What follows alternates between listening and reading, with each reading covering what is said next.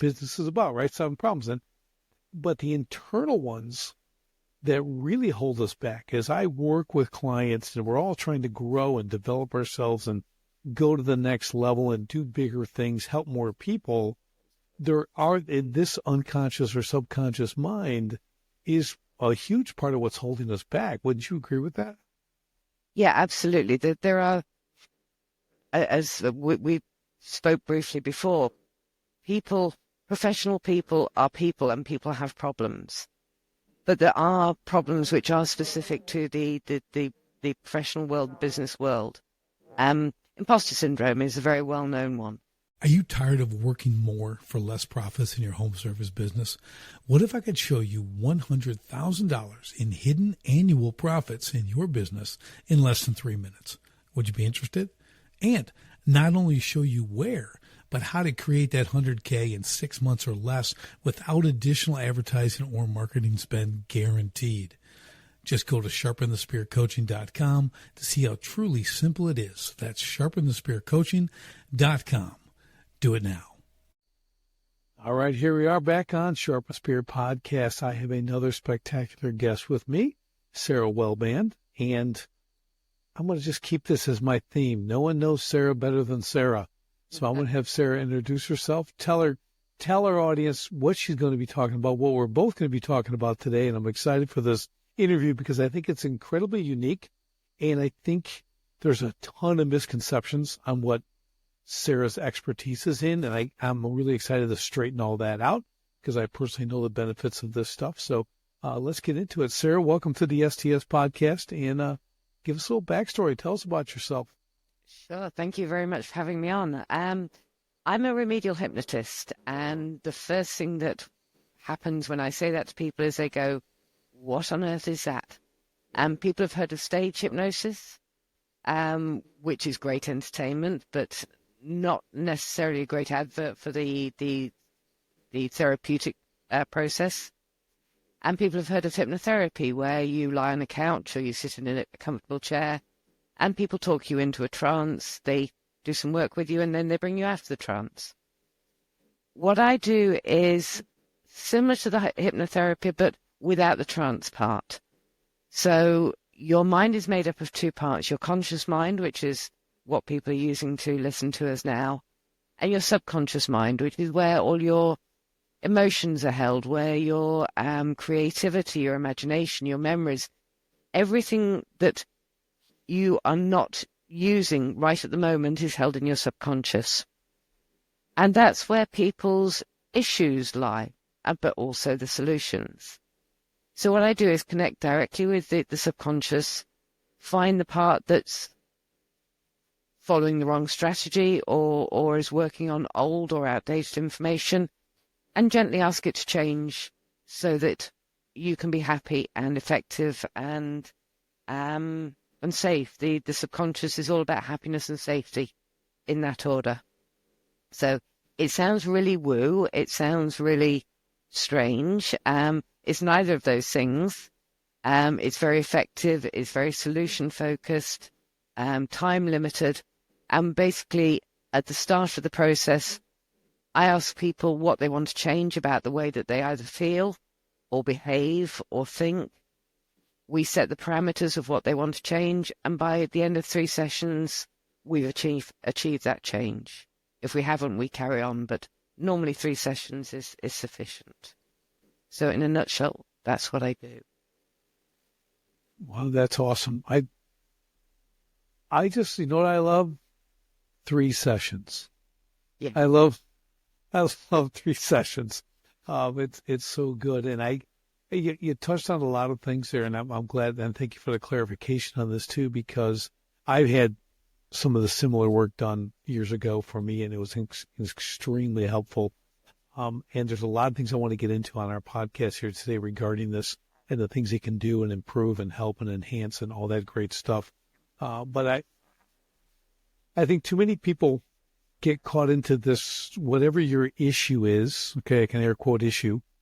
People just think it's this long-term, like to lay on the couch for the next 2 years and tell people what's what and everything else. And you're living proof of with working with so many clients that it's not that. And I love the ability to take an issue, and I'm very interested in, yes, well, what do you want to do? What's wrong? How do you want to be? Right? I think that's an important distinction there. How do you want to be? Because people can say, well, I'm kind of broken. Well, how do you want to be? And I think the two other key points is happy and safety. Happy and safe. That's two. Those are kind of core human needs, right? Yeah, absolutely. Yeah. We as people, it's no way nice way of saying, we think we're more complex than we are.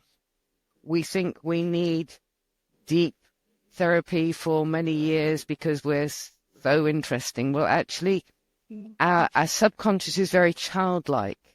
It's very black and white. It's very right or wrong. It's very, you want me to do this? Okay, I'll do it. You just want me to stop doing this? Okay, I'll do it. Just ask.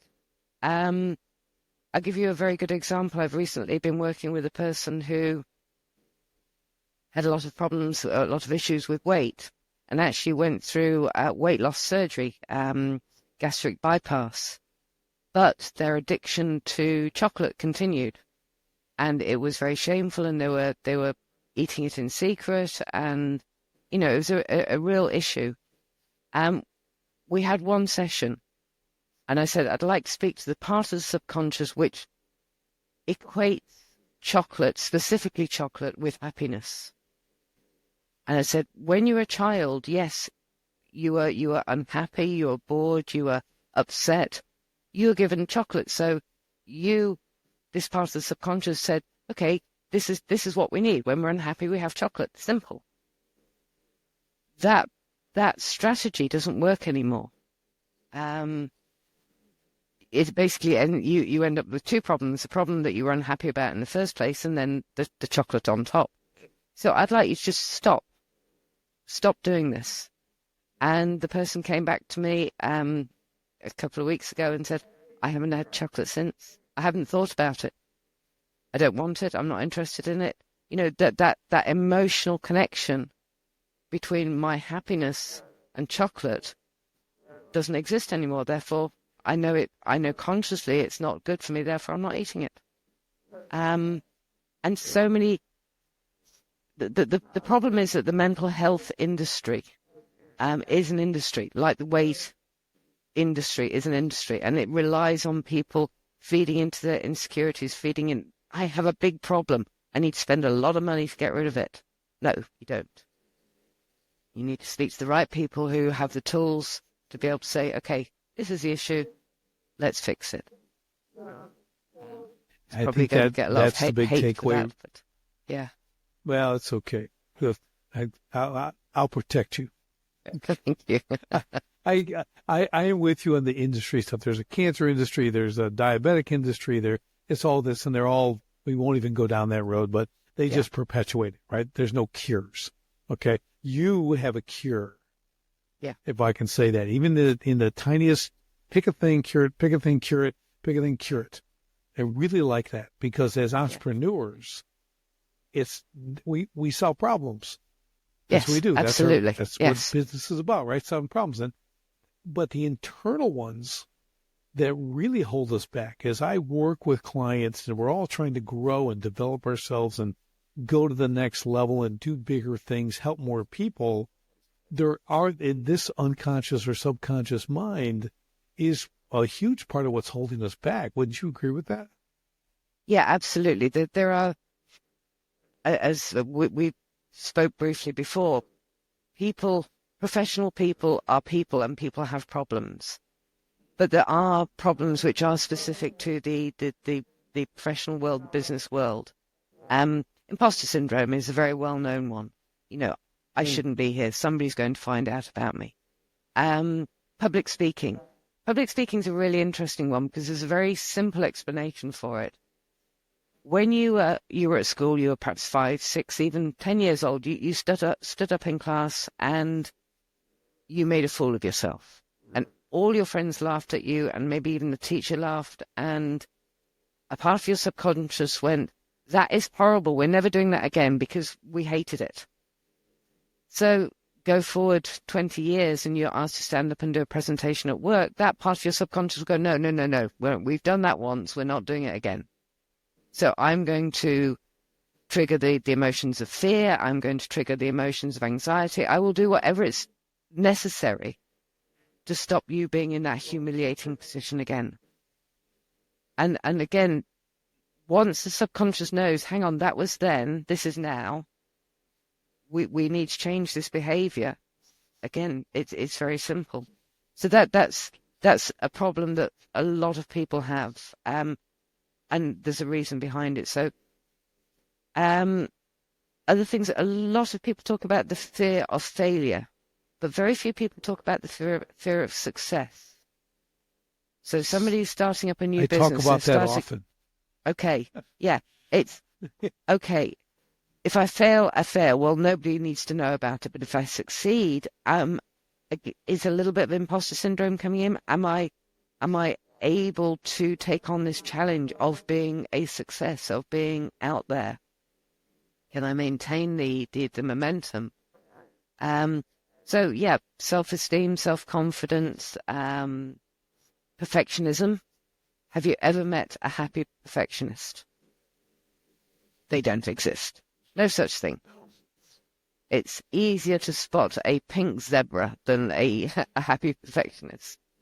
So right. People learning how to control their own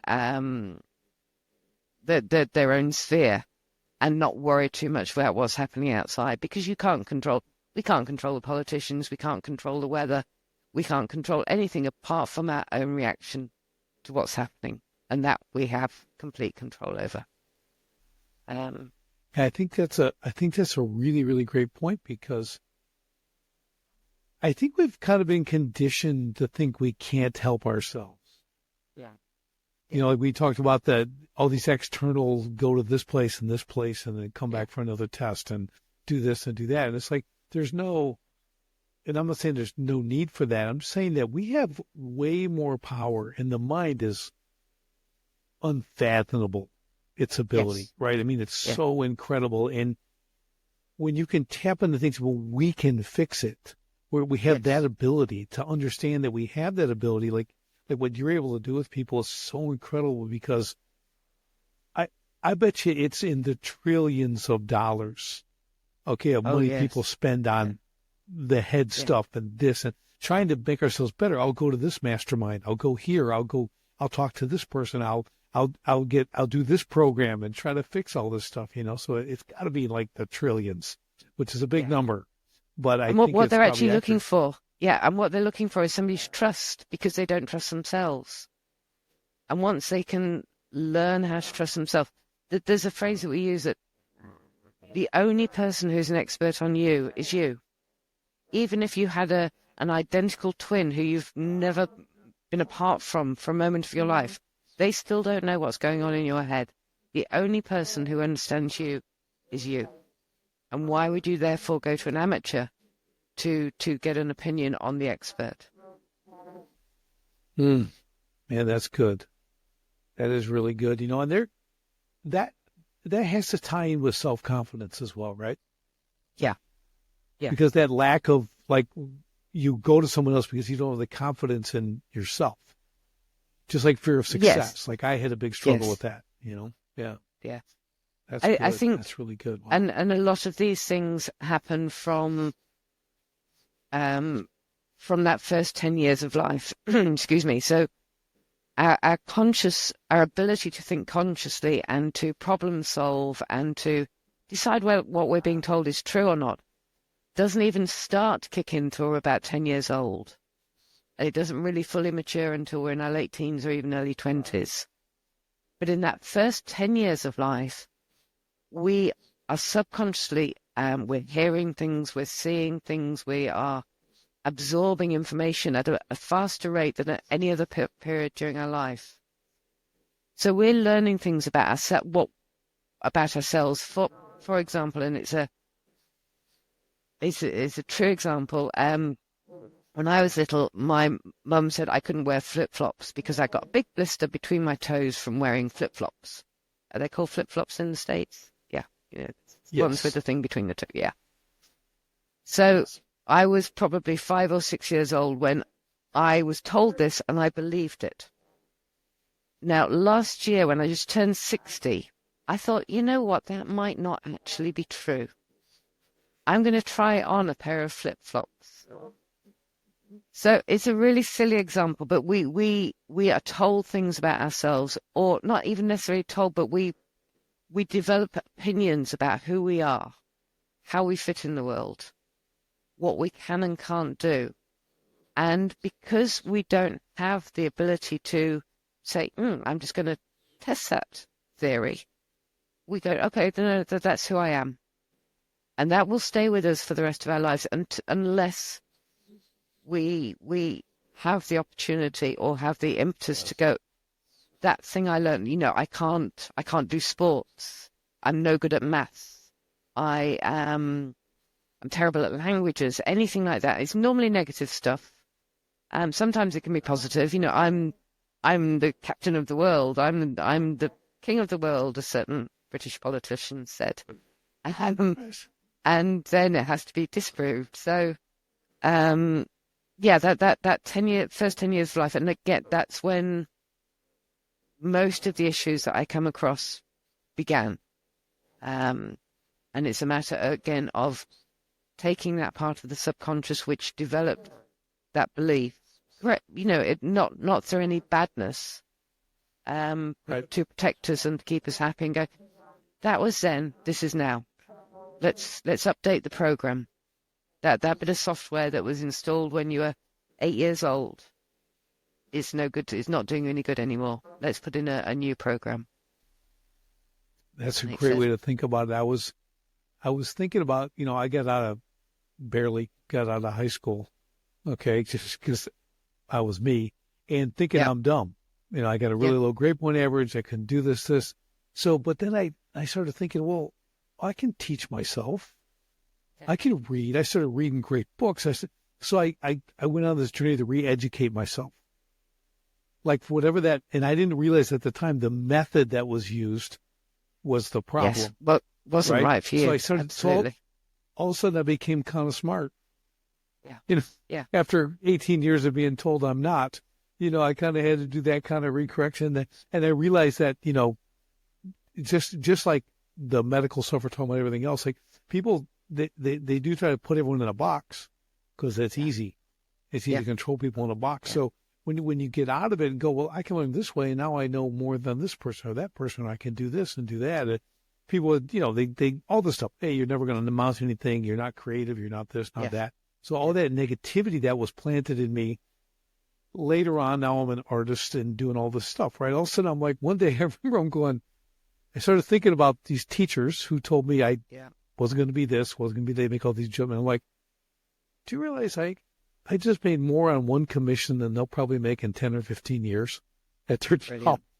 That's like, I guess I'm okay. I guess I actually made it.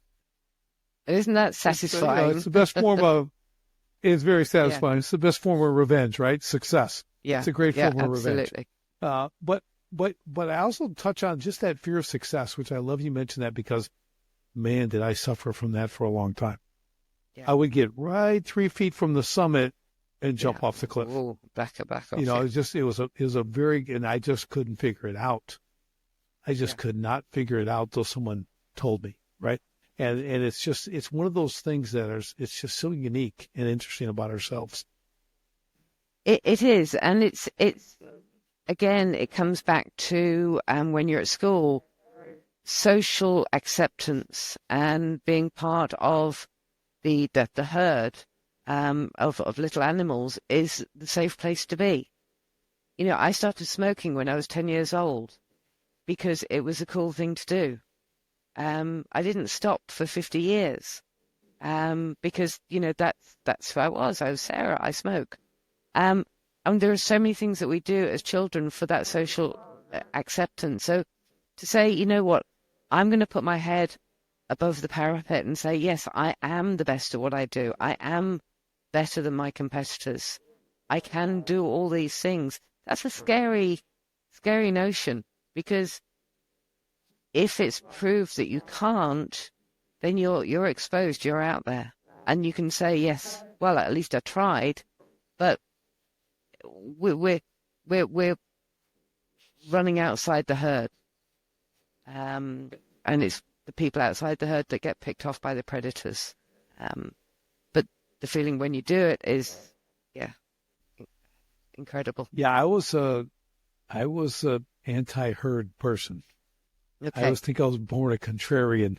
So, like, if the herd was going that way, I'll take my chances with the wolves. I'll be over here. Yeah. So it's like, and I'm not. It was good and it was bad. There's good and bad to every aspect. But I've always been kind of that. Oh, look, everyone's going that way. I'll be over here. Yeah. So good. And there's probably all kinds of reasons for that too. So it's good. But again, it served me well. But let's talk a little bit about performance. Okay. Yeah. The utilization of what you do from a performance standpoint. So maybe share some experiences with whether it's athletes or business people or whatever it is, because I know, because I've worked with really high level athletes, okay, for a long time. Right. Because I mean, the best of the best and everything else. Like, they look for the tiniest advantage. We're looking for just because that tenth, that hundredth of a second is gold or silver, right? It's the difference, right? So they're looking for that littlest thing. And I think the mind is one of those things that still is rather untapped for increased performance. What's your experience with that? To be fair, I haven't worked with any athletes as such, but I think the main thing that I would say about that is to always be concentrating on you. Because if you're concentrating on what your opponent's doing, whether it be in business or in sport or anything else, you're taking away from what you're doing. And it may be that on the day they're better. They're faster, they're whatever. Mm-hmm. But as long as you're concentrating on your own performance, then you've got to be happy with what you've achieved. And I think that's true in any walk of life. If you are so busy looking at the other guy that you fall over your own feet, then what's the point? You're not helping yourself. And I think the ability is. So when we talk about what I do, we liken the mind to a ship, and the ship has a captain, which is the conscious, logical, rational part of your mind, and the crew is your subconscious, and the crew are below decks, and you can't easily communicate with them, but they are the ones who are actually sailing the ship. Do you remember the original Star Trek with James T. Kirk? Yes. And so he'd be sitting in his chair on the deck, and he'd be going action stations or major alert, and you'd have the shots of everybody running around below decks, not knowing what they were doing or where they were going, but there'd be red lights flashing and people running around. Well, that's basically your crew. So Captain Kirk is saying, okay, everybody to action stations. He can't man the decks or do the thruster boost or whatever it is, but he's telling people what to do. Now, if his crew aren't listening to him and aren't following orders, then he's got a big problem. So that whole idea that what we do again, and what I do in session 3 is I teach people how to communicate with their own subconscious. Because it's all well and good me coming along and saying, okay, I can fix your addiction, I can fix your self-esteem, your jealousy, whatever it is.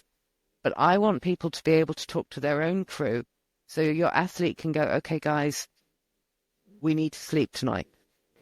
I don't want to be thinking about what's happening. I need to sleep. I need to rest. It's the best thing I need to do. So being able to communicate with yourself, with your own crew, is key to be able to do that. And that self-knowledge, that self-awareness, that's gold. Is really, really important. That because comparison is the death nail to everything. Comparison is just not. It's not productive. Exactly. Yeah. Okay. So I love that focus on yourself, because there's a saying I heard from, I don't know who it was, Jim Rohn or Zig Ziglar or someone, one of the great motivator guys, but he said, you don't get what you want, you get who you are. Yes. Yeah, absolutely. So and that I tell it to my kids. I've used that forever, because I realize that if you really look at it, that's the truth. Yeah. Why can't I get this? Well, I'm not that person to get that. Yeah. That's why I haven't become that. That's why I love that you focus on, and it doesn't matter, athlete, business person, stay-at-home mom. It doesn't matter who you are, right? We all perform. Okay, Yeah. we all have a Yes. level of performance. We have to every day. Every day is performance, whether you like it or not. Yeah. You know, but it may be little, may be big, whatever. But I think understanding that it's actually up to you. This is an incredible. It's insight to personal responsibility. Yes. That's what this is. Like Absolutely. if you can take personal responsibility, right? Yeah. And now we can, and you can get a result. Yeah. That's what's key. That's what I love about what you do, Sarah, because it's all results based, Yes. right? To me, that's what I'm known as a results coach. Okay. So it's like, I love results. I have equations that equal results, and things like that. Like it's so important. But again, when you can tap into that, and it's always about us, whether it's extreme ownership or whatever books you read or the way we operate, that level of personal responsibility, if you have that kind of control, where you really have to understand, like you just said in your session 3, you teach you how to do it. Yes. Right. How to keep that going, because it's not a temporary thing, right? No, it's not. It's not. It's breaking that barrier between the conscious and the subconscious, and being able to say, guys, come on, we've got this challenge coming up. And it's interesting because I was writing about it today. Whatever you do, whether it be getting out of bed or going on a spacewalk from the NASA spaceship, you subconsciously do a cognitive assessment. Have I done this task before? Am I physically at my best to do this? Are there anything in the way of completing this challenge? And for 99% of the things we do this cognitive assessment. It goes, no, you're fine. You can do this. But there are some times when we're not looking after ourselves physically. When we're tired, or we're not got a good diet, or we're not exercising, or not sleeping, or whatever. The thing that we were able to do yesterday without a problem, today becomes, no, I can't do this. I'm putting the covers over my head. I'm going back to sleep. Today does not work. So again, being aware of your own restrictions and your own frailties as a person, and being kind to yourself. I know it's a really overused trope, but being kind to yourself is really important, because you're all you've got. And if you say, okay, I can do this today, or today I'm just going to go and walk in the park. I can't do it. But tomorrow I will come back stronger and more able, because I'm listening to myself and I'm talking to myself, preferably not in public. Yeah, I think that's an amazing point, because again, I think when we go to the entrepreneurial level, and whether we're high achieving or in the beginning stages, we're alone. Yeah. Entrepreneurship is a lonely place. Okay. Yeah. And you've talked to them, and it's just, we are making decisions that can succeed or completely fail. We're like, every decision we're making has impact, right? Yeah. So that's where you start to get, whether that's imposter syndrome or whatever you want to call it, fear of success and all that stuff. But there's so much on us that's why people break a lot of times. They just finally go, well, I want to stop because the demands are too much. We don't understand what we can take. We have a thing in the Marines and the military, we train, we do things like, we really, no matter how far we go, we're not at the end. No matter how hard we push ourselves, we're still only at like 40%. We go more. Our thing is, I think, if I can breathe, I'm in the fight. So that's just a condition, a mental condition I've given myself. Sure. And when people watch me work out, I always try to give more. I always try to give more. I want to be just completely exhausted or whatever the case, right, to achieve. But a lot of people don't have that. They don't have that natural ability. I've had to train myself with it. I still want more, believe it or not, as weird as I am. Can I go harder? I want to go a lot harder. But that drives you.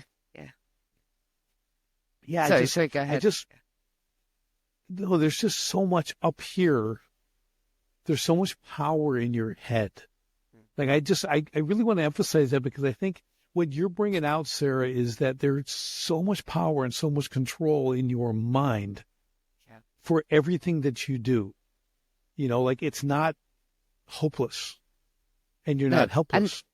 Exactly. And you will make mistakes, because if you don't make mistakes, you don't learn. So you do something, you know, you're cooking something, or you're building something. I mean, I've got a small farm here in Portugal, and we've got horses and animals, and we've renovated it, and we've made so many mistakes. But you make a mistake, you learn, you go, okay, well, I won't do that again. And you do that in business. You do that in every part of your life. You go, right, well, I thought that was going to work. It didn't. Let's analyze why it didn't work. Okay, well, we'll do something different. And maybe the next time it won't work, but then you've crossed out a few more things that you shouldn't do or should do. So you keep refining and refining and refining, but making mistakes, again, is all part of human, and it all goes into your mind, and you go, okay, that's the next level. You know, people rely. I think give up too soon, I think. Yeah, I think I know this for a fact. I learn way more from my mistakes than my successes. Yeah. Okay, I learn a lot more. You learn faster and you learn quicker. I mean, faster and quicker. I guess that's the same thing. But, you know, it's twice as fast. But I also think a thing I learned, I don't remember who I heard this from. I wish I could remember, but it really helped me. And I started using it with my kids and other people I work with. They go, remember, when you do something new, you start at the level of awful. Okay, that's where I don't care if it's the first time you're swinging a baseball bat, a golf club, you're trying to cook a meal. We all start at awful, and then we get to like not awful, and then we get to average. You know, we it's all these little levels, so you get to become an expert or great or comfortable or whatever it is. You know, and it seems when I tell people that, it gives them this permission to like make a mistake. And but then their increase in exceptionalism goes way up, because all of a sudden they're doing it much faster, because they get it, like, oh, this is okay to go in these stages. I don't have to be great the first time. You know, so I think it's things like that in the mind. No, that's true. And again, the problem today with people living out their lives on social media and in the spotlight, that being seen to fail is awful. And you're absolutely right. You've got to go through all these processes. You've got to build up that muscle of doing whatever it is, be it language, be it business, whatever, because you can't go from awful to brilliant in one step. You have to go through the process. But the way that people are judged and therefore judge themselves is really tough. So again, part of my job is that you're the expert on you. Nobody else is doing what you do in the way that you do it, and it's fine to make mistakes. It's fine to even laugh at yourself. It's not going to hurt, and just keep going. The same with we're born with two fears. We're born with just two fears: the fear of being dropped and the fear of loud noises. Anything else that we develop, we learn from somewhere. And anything the mind can learn, the mind can unlearn. So if somebody does have, you know, a phobia of flying or a phobia of public speaking, or I can't do this, I can't do that, you don't have a baby that comes into this world and says, oh, don't look at me. Or a toddler that wanders into a room butt naked and go, oh, everybody's looking at me. You know, they don't have those inhibitions. They don't have those cares. So again, it's all this stuff that we learn along the way. And if we can unpick that, again, I wouldn't suggest that an adult walks into a room butt naked, but you know what I mean? It's unpicking those beliefs and those truths that we've built up about ourselves along the way.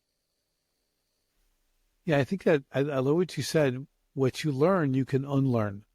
Like, that's not a common thought. Yeah. That is not a common thought. You're like, I learned it. That's it. I'm doomed. Okay. Yeah, exactly. That's what I know. So that's encouraging, Sarah. Very, very encouraging. That's awesome. I really I love this conversation because I just people tend to make things very complicated. Okay, because people think that complexity is intelligence. I think sometimes. Yeah. But all complex systems are created by simple systems. Yeah. Right. So if you can go back to simplicity, some of the most simple, basic things like you're talking about in the subconscious mind, like you go, well, I can fix that with something simple. Yeah, It's doesn't have to be a complex problem to fix a simple system. Yeah. Right. That's so good. That's so good. It's, and again, you have to ask yourself, why do people make it complex? Well, because that's where you make money. If you say, you need to spend X, Y, and Z, and then you'll be fixed. And if somebody else like me comes along and said, actually, you just need 3 sessions and we'll be fine. It's like $600, you're fixed. So, and human nature says, oh, well, I need to spend more money and therefore I'm going to be better fixed. I'm going to be more fixed. Right. Because this very simple thing is, no, I'm a very complex person. I need more. It's frustrating, but the more people we can get the message out to is, you're okay. You're not broken. You just need a little tweak. I had that with a chiropractor. I could run, but I couldn't sprint. Okay, I couldn't run fast. I could just run, but I couldn't sprint for like 4 years, Sarah. Yeah. So somewhere for me, you should go see my chiropractor. So I went and saw this guy. His name was Dr. Teff. Awesome guy. I walked in. I said, listen, I can run, but I can't sprint. And he just looks at me and goes, well, that's because your pelvis is out. And brilliant. He gave me one adjustment. I could sprint ever since. That he's a healer. I go, well, I can't do this with my shoulder. And so he did like 2 little things. Okay, put a piece of kinesio tape on my shoulder right here and I could do it. He goes, yeah, keep that on for 24 hours and don't do any deadlifts for a month. You'll be fine. Yeah. It's been like 10 years. Never. Yeah. Okay, exactly. There's a guy who just goes, this is the problem. Here's the fix. Okay, have it. And I'm like, well, when should I come back? He goes, well, no, it'll be a couple of weeks, but you live kind of far away. I'll come see me in a month. See how things are. So it's just, I love that. It's kind of what you do. It's the same thing. Like, just let's get to the result. Let's get to the result. Exactly. Because believe me, there's usually not just one thing, right, Sarah? You can fix one thing, but you got plenty of work to do. But let's actually make some gains, shall we? And move on to the next thing. I love it.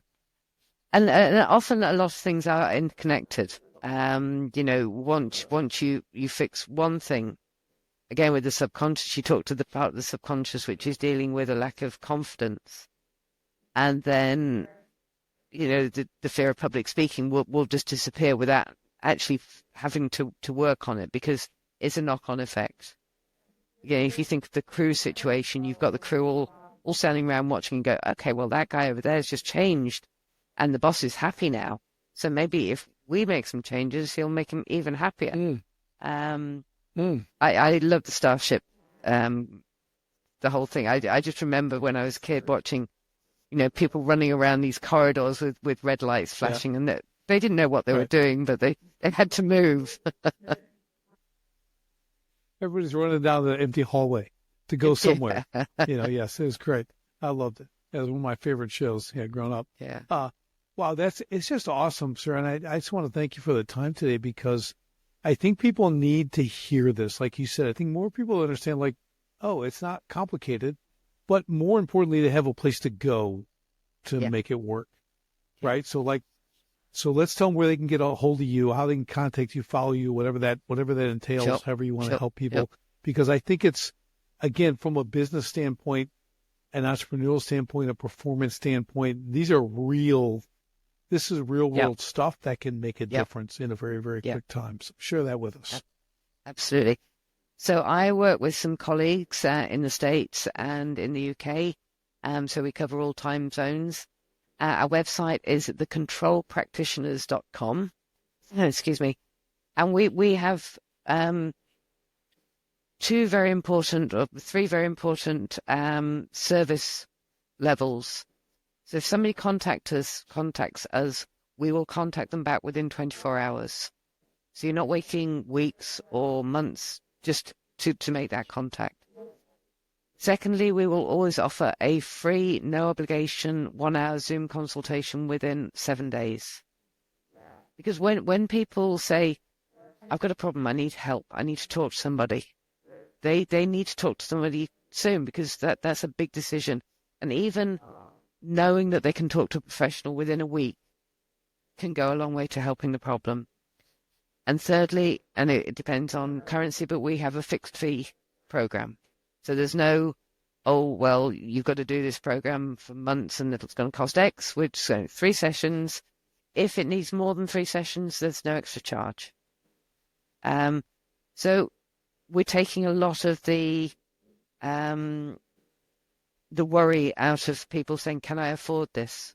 Is it going to work? Can I afford it? So in that first free initial consultation, we go through the process to make sure that the subconscious is willing and able to talk, so that we know that when we do the sessions, we've got a good, very, very good chance of success. You can never say 100%. Sometimes stuff happens, but we set ourselves up to give ourselves the best chance of succeeding. So www.thecontrolpractitioners.com. I love it. And I'll put that in the show notes and everything else. Now, Thank you. I do want to highly recommend to my listeners that you reach out, take advantage of the free consultation call, take a look at what they do. Again, it's about performance. It's about getting you to the next level. It's about releasing some trash, getting some wrong thinking out of your head. Let's dump that and let's get on to doing great things, with less inhibition, because we have a way to get the results now. In a very, 3 sessions, that's really fast. I'm not even going to share. After we talked before, Sarah, I'm going to tell people how long I spent on the couch. Okay. It wasn't the couch, it was the chair, but still, it's the same idea. But it did work. It did good things, but I wish I knew you back then. So good. But this has been just fantastic, Sarah. I just want to thank you again for sharing time with Sharpen the Spear. And thank you, Richard. I just appreciate all the insight and the work you do. I really do. So keep doing it. I'm glad to get, it's not just you. I'm glad to have a collective of people. That's really awesome. That's encouraging. Yeah. I have colleagues in the States. Yeah, absolutely. Brilliant. Thank you so much for having me on. You bet. It's been a joy. So thanks for everyone for tuning in, and we will see you next time. And don't forget, revenue feeds the ego, profit feeds the family.